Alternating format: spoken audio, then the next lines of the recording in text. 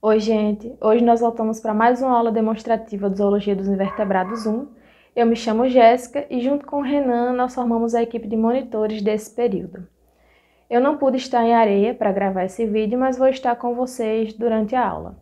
Esse é o primeiro assunto que vocês vão ver de um grupo em específico e aqueles conceitos que vocês aprenderam do começo da disciplina até aqui vão ser muito importantes para vocês irem compreendendo esses assuntos mais específicos.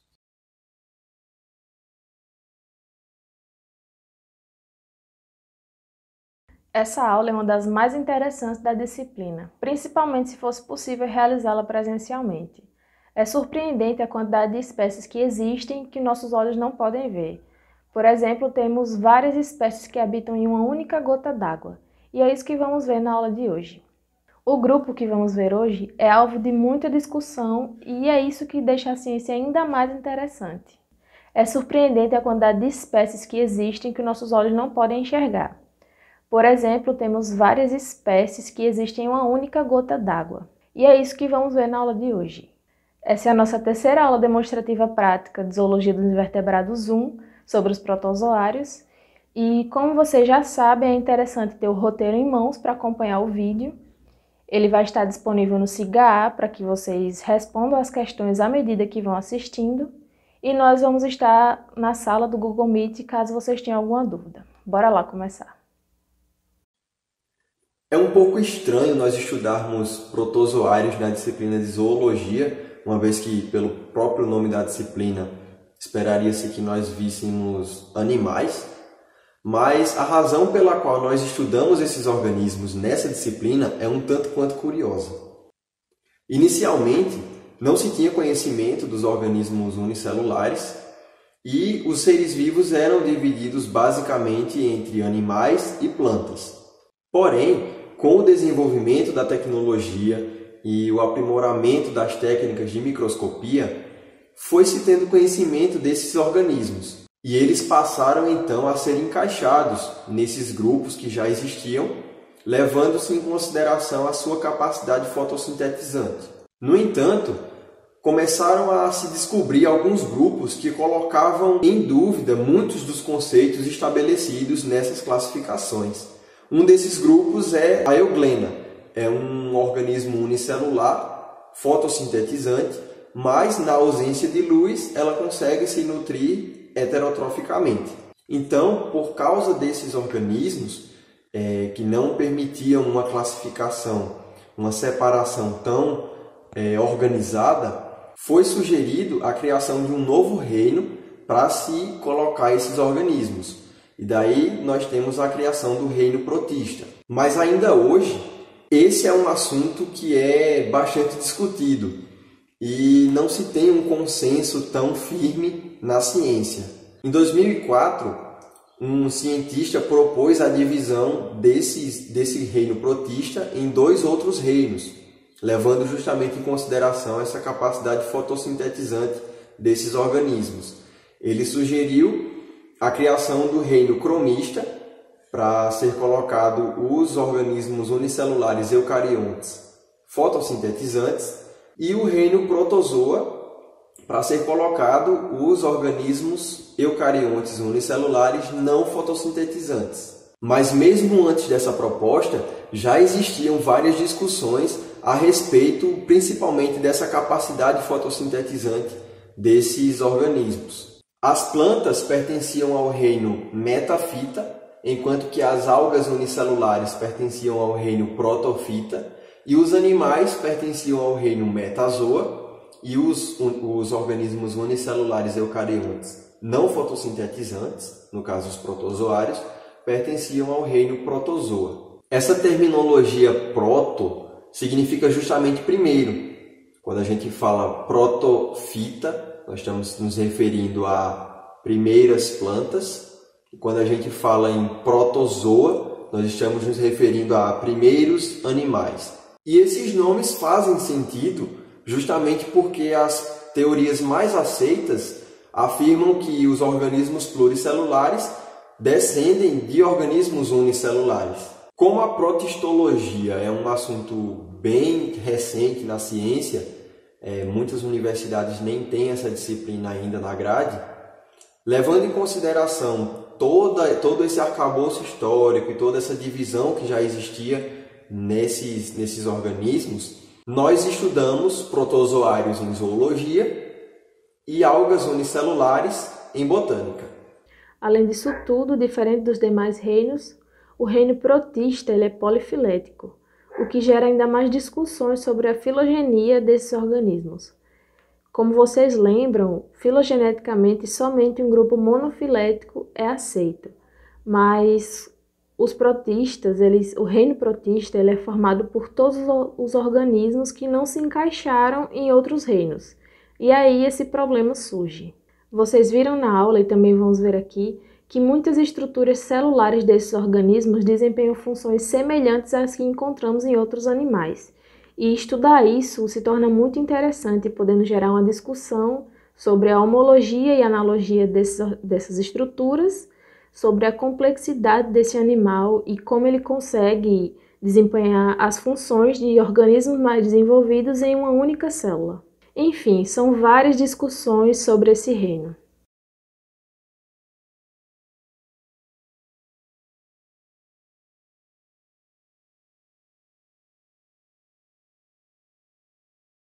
Alguns protozoários conseguem formar carapaças. Esses seres incríveis são chamados de foraminíferos.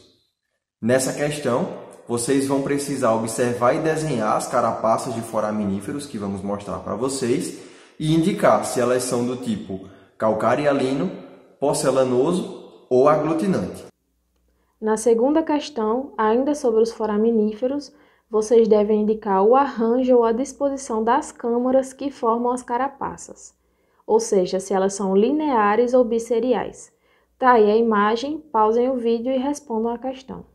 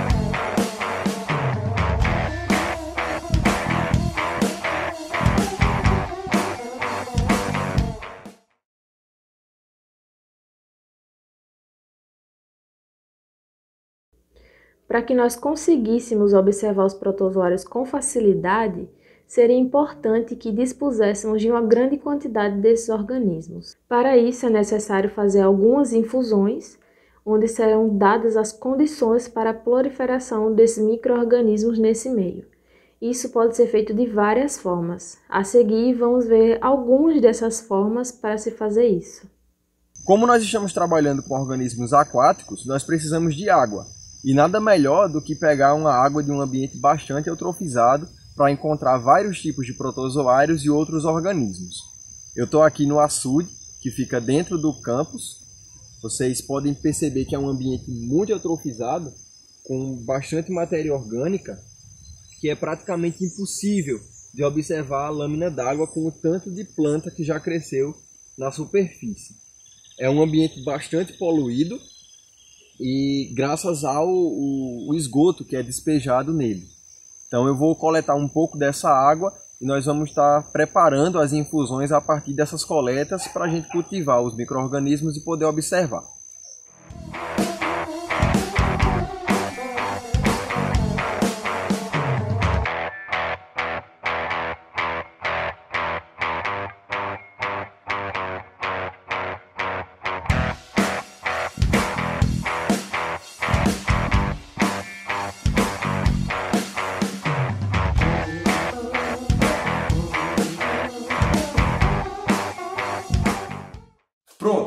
coletamos todas as águas e agora nós vamos começar a preparar as infusões, que vai ser onde os micro-organismos vão se desenvolver.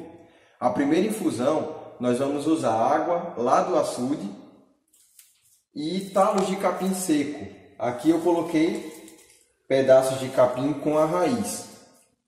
Nesse caso, nós estaremos oferecendo tanto nutrição para os micro-organismos, já que eles vão se alimentando do amido que esse capim vai liberando, e vamos também oferecer substrato para o desenvolvimento de alguns protozoários que se desenvolvem sésseis ao substrato.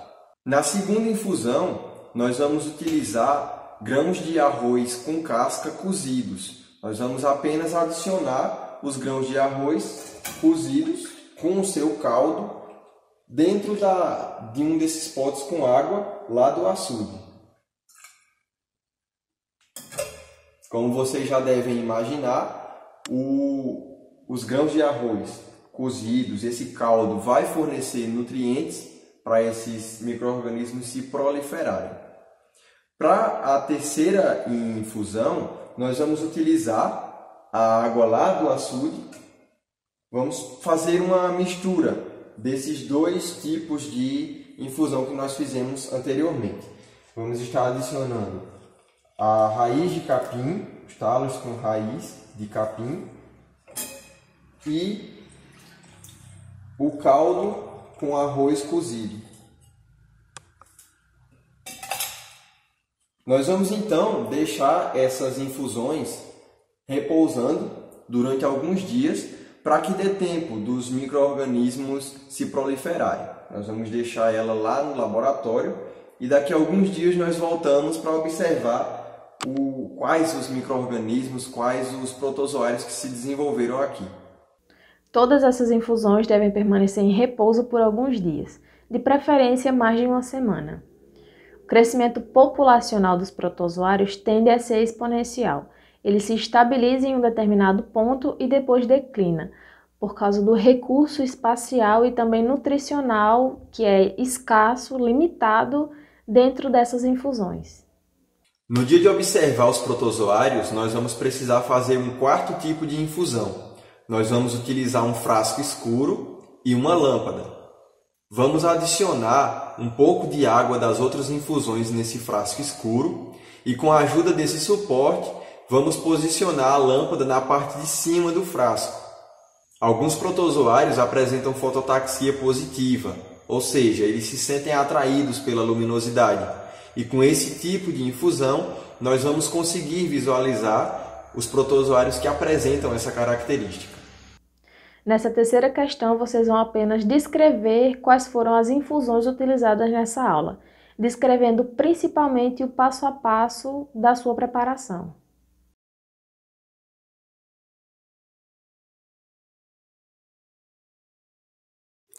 E essas são as infusões que nós preparamos, e a partir delas nós vamos preparar as lâminas para a observação dos protozoários. Eu vou colocar elas um pouco de lado e nós vamos dando continuidade na preparação das lâminas.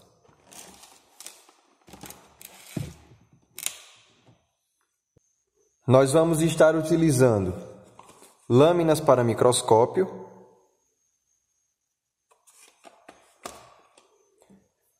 uma pipeta de Pasteur,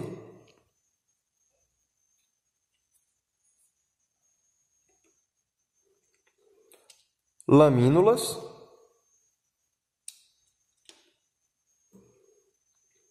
fibras de algodão e em algumas nós vamos estar adicionando azul de metileno, que é uma solução que vai corar algumas estruturas interessantes de nós observarmos.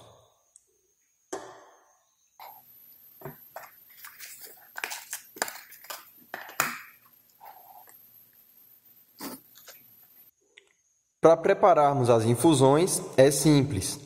Basta, com o auxílio da pipeta de Pasteur, coletarmos um pouco de água das infusões e acrescentarmos uma gota sobre a lâmina. Já podemos observar desse jeito, mas existe uma técnica que facilita a observação, que é adicionar fibras de algodão sobre essa gota de água. Nós colocamos algumas fibras de algodão espaçadas e adicionamos a lamínula por cima. Dessa forma, os protozoários vão ficar presos entre as fibras de algodão e é bem mais fácil observá-los quando eles estão parados.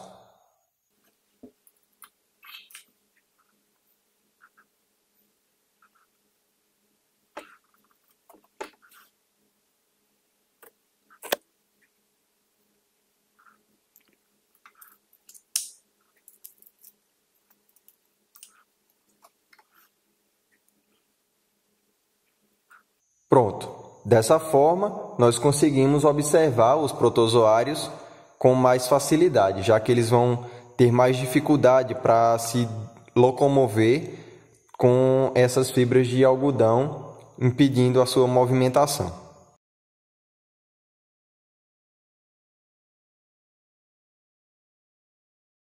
Nessa questão, vocês vão precisar desenhar os protozoários Paramécio, Vorticella e Stentor e indicar suas estruturas.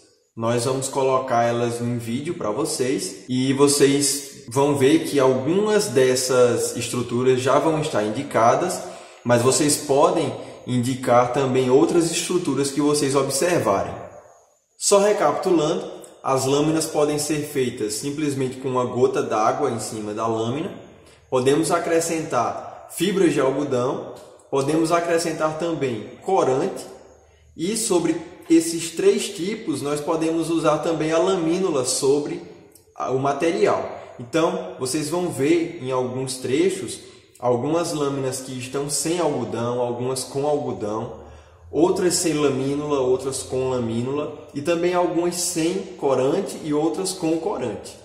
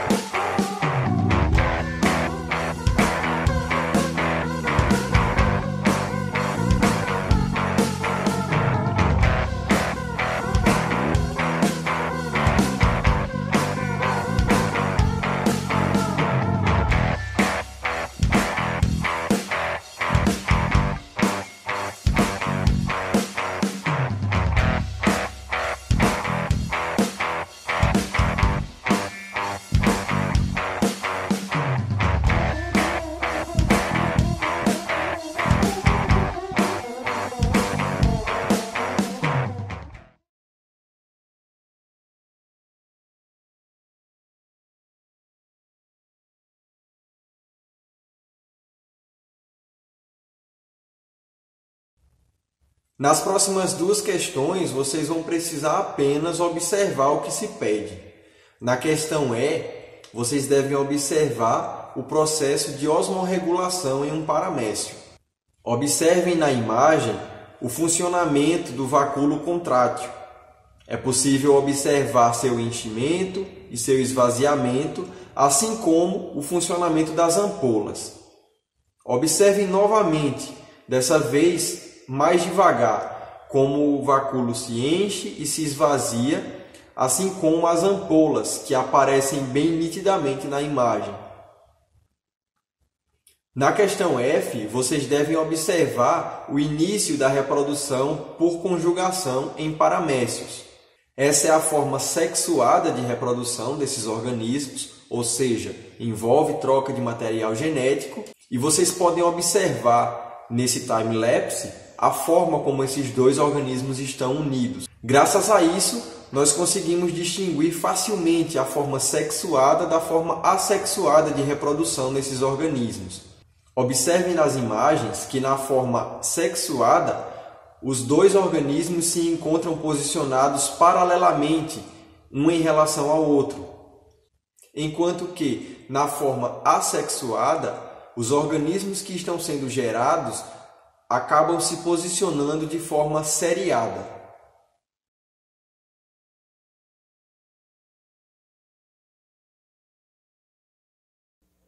Por fim, nessa última questão, vocês podem ver esses desenhos de protozoários com várias estruturas indicadas por letras. O que vocês vão fazer é simples, basta indicar qual estrutura está sendo representada por cada letra. E essa foi a nossa aula demonstrativa sobre os protozoários, lembrando que vocês devem fazer essa atividade e anexá-la no SIGA A, já que ela vai estar compondo a nota de vocês nessa unidade. Se vocês tiverem alguma dúvida, podem ver esse vídeo quantas vezes for necessário ou conversar com a gente.